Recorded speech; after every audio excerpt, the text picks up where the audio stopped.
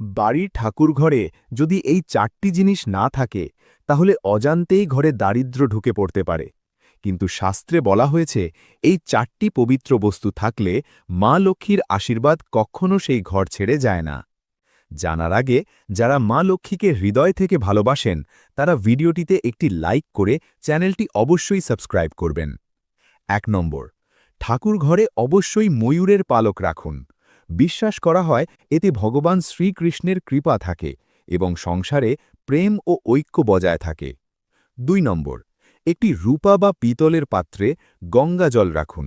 এতে ঘরের অশুভ শক্তি দূর হয় এবং মা গঙ্গার আশীর্বাদে শান্তি ও সুখ বজায় থাকে। 3 নম্বর, ঠাকুর ঘরে একটি শঙ্খ রাখাও অত্যন্ত শুভ। শঙ্খের উপস্থিতিতে দেবতাদের কৃপা ঘরে প্রবেশ করে। 4 নম্বর, বাঁশি রাখলে বাস্তুশাস্ত্র মতে মা লক্ষ্মী